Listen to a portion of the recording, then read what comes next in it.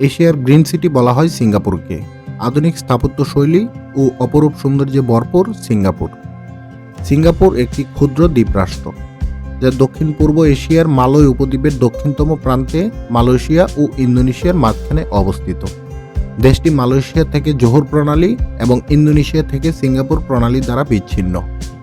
সিঙ্গাপুরের সরকারি নাম রিপাবলিক অফ সিঙ্গাপুর। চলুন জেনে আসি সিঙ্গাপুর সম্পর্কে আরও কিছু জানা অজানা তথ্য। 650 থেকে 1377 খ্রিস্টাব্দ পর্যন্ত সিঙ্গাপুর শ্রীবিজয়ের সুমাত্রান সাম্রাজ্যের একটি চৌকি হিসেবে কাজ করত। দ্বীপটিতে মূলত জেলেদের বসতি ছিল। পরবর্তীতে এর নাম হয় তামাশেক। কথিত আছে পালেমবাংয়ের রাজপুত্র মালয় উপদ্বীপে শিকারে গিয়ে সিংহের মতো একটি প্রাণী দেখেছিলেন।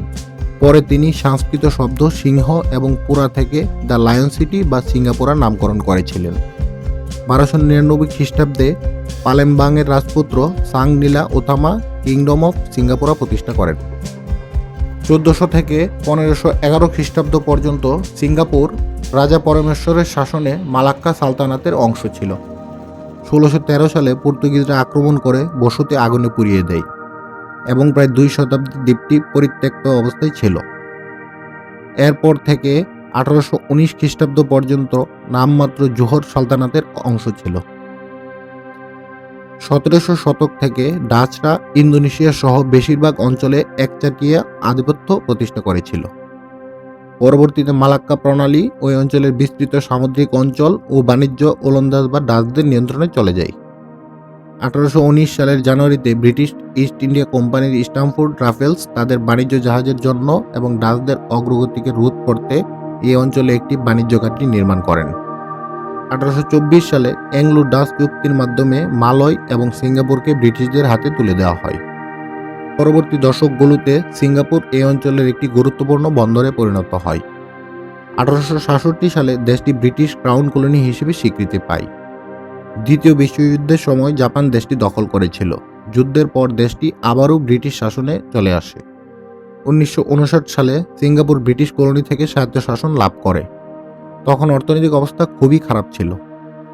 1963 সালে এক গণভোটের মাধ্যমে দেশটি মালয়েশিয়া ফেডারেশনের সাথে যুক্ত হয়। 1965 সালে দারিদ্রতা, জাতিগত বৈষম্য ও ধর্মীয় দাঙ্গার কারণে মালয়েশিয়া প্রায় জোর করেই সিঙ্গাপুরকে নিজেদের থেকে আলাদা করে দেয়। নতুন সার্বভৌম রাষ্ট্র গঠনে 9 আগস্ট 1965 সালে আধুনিক সিঙ্গাপুরের জনক লি কুয়ান ইউ সিঙ্গাপুরের স্বাধীনতা ঘোষণা করেন। প্রধানমন্ত্রী দেশকে নিয়ে দীর্ঘমেয়াদী পরিকল্পনা করলেন, জোর দিলেন শিক্ষা, বিদেশি বিনিয়োগ ও অবকাঠামো নির্মাণে। দেশে পর্যটকদের আগমনকে উৎসাহিত করার জন্য 1981 সালে সিঙ্গাপুরে চাঙ্গি এয়ারপোর্ট উন্মুক্ত করা হয় এবং সিঙ্গাপুর এয়ারলাইন্স প্রতিষ্ঠিত হয়। 80-র দশকে সিঙ্গাপুর কম্পিউটার যন্ত্রাংশ তৈরি করতে শুরু করে। মূলত ইলেকট্রনিক্স এবং ইলেকট্রিক সরঞ্জাম তৈরি এবং আর্থিক সেবা খাত দেশটির প্রধান আয়ের উৎস। এছাড়াও পর্যটন দেশটির অন্যতম আয়ের উৎস। একাধারে সিঙ্গাপুর আধুনিক বিশ্বের অন্যতম গুরুত্বপূর্ণ বাণিজ্যিক হাব। কোনো প্রকার প্রাকৃতিক সম্পদ বা বিশাল ভূখণ্ড ছাড়াই শুধুমাত্র শ্রম এবং দীর্ঘমেয়াদী পরিকল্পনা দিয়ে দেশটি বর্তমানে বিশ্বের অন্যতম ধনী দেশ হিসেবে পরিচিতি পেয়েছে। বিশ্বের সবচেয়ে বেশি মাথাপিছু আয়ের দেশগুলোর মধ্যে সিঙ্গাপুর অন্যতম। 2023 সালের হিসাব অনুযায়ী দেশটির মাথাপিছু আয় প্রায় 87,884 মার্কিন ডলার। সিঙ্গাপুরের সরকারি মুদ্রা সিঙ্গাপুরিয়ান ডলার। এক সিঙ্গাপুরি ডলারে বাংলাদেশি প্রায় 81 টাকা এবং ভারতীয় প্রায় 61 রুপি। 734 বর্গ কিলোমিটার আয়তনের এই দেশটিতে বর্তমান জনসংখ্যা প্রায় 57 লক্ষ। তার মধ্যে প্রায় 75%ই চীনা বংশোদ্ভূত। পৃথিবীর অন্যতম দুর্নীতিমুক্ত দেশ সিঙ্গাপুর। এছাড়াও করাপশন পারসেপশন ইন্ডেক্স অনুযায়ী সিঙ্গাপুর বিশ্বের সর্বাপেক্ষা কম দুর্নীতি দেশের তালিকায় 5ম স্থানে রয়েছে। সিঙ্গাপুর একটি নগর রাষ্ট্র, যার আলাদা কোনো রাজধানী নেই, যার পুরো দেশটাই শহর। সিঙ্গাপুরে মোট 4টি দাপ্তরিক ভাষা রয়েছে। এগুলো হলো ইংরেজি, মালয়, চীনা মান্দারিন ও তামিল। তবে সাধারণ ভাষা হিসেবে এখানে ইংরেজি প্রচলিত।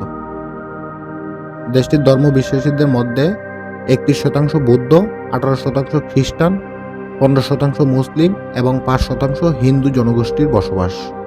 আর প্রায় 20% লোক কোনো ধর্মেই বিশ্বাস করে না।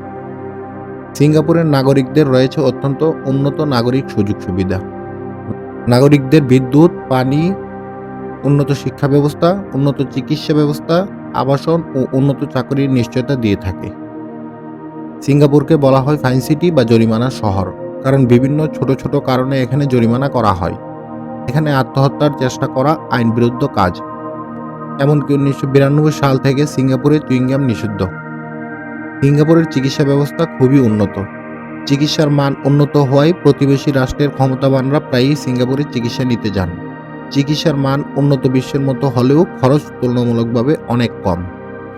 সিঙ্গাপুরের মাউন্ট এলিজাবেথ হসপিটাল দক্ষিণ পূর্ব এশিয়ার সবচেয়ে উন্নত বেসরকারি এবং অত্যাধুনিক হসপিটাল। সিঙ্গাপুরের ডায়ালিং কোড হচ্ছে +65।